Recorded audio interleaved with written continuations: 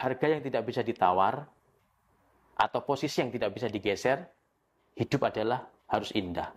Hidup harus indah.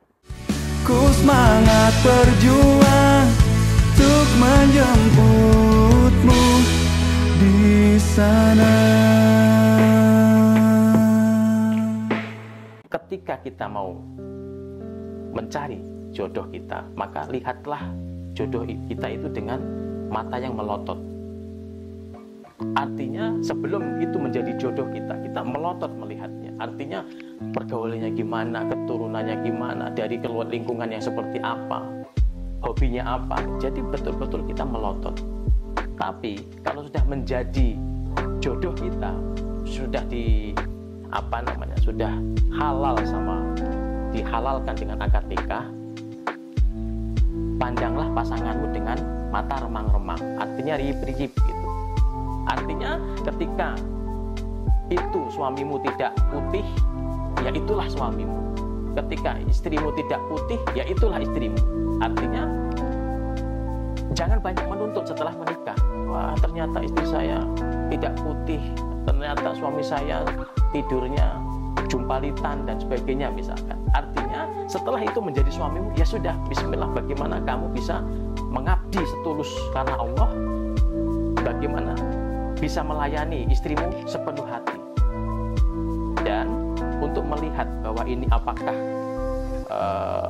ujian atau nikmat dari Allah, pastikan ketika apa yang kita punya menjadikan semakin hari semakin dekat sama Allah, semakin hari semakin baik diri kita, itulah pada prinsipnya itu sebuah nikmat dari Allah. Ketika kita menemukan, oh saya menikah dengan ini kok semakin hari semakin jauh dengan Allah, semakin hari kok semakin tidak baik sama orang tua saya, semakin hari kok semakin nggak baik akhlak saya, ya itu perlu koreksi. Maka jangan ragu. Jadi pada prinsipnya sebenarnya sederhana. Harga yang tidak bisa ditawar atau posisi yang tidak bisa digeser, hidup adalah harus indah. Hidup harus indah. Karena ketika kita hidup tidak indah, kita misalkan berkeluarga tidak indah, maka tidak akan menemukan keindahan di akhirat. Karena apa? Ketika kita hidup di dunia tidak indah, berarti ada yang zalim di sini. Apakah suaminya zalim sama istri atau istri zalim sama suami? Zalim sama orang lain dosanya besar, apalagi zalim sama pasangan hidupnya yang menyerahkan hidupnya pada kita. Maka kita harus tegas, bersatu karena Allah, berpisah karena Allah. Artinya kalau kita bersatu dengan suami kita, ya harus menjadikan diri kita lebih baik di mata Allah. Harus kita menjadikan kualitas diri kita lebih baik.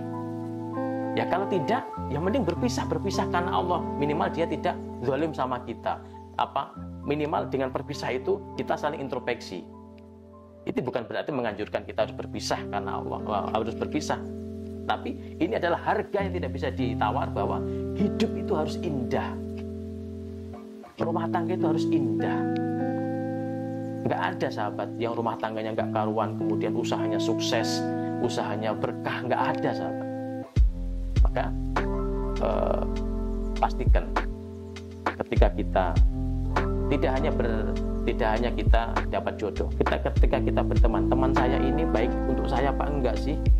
Nah, kita bisa menilai ketika kita berteman sama dia, apakah kita semakin baik sama orang tua kita, semakin baik akhlak kita, semakin meningkat ibadah kita.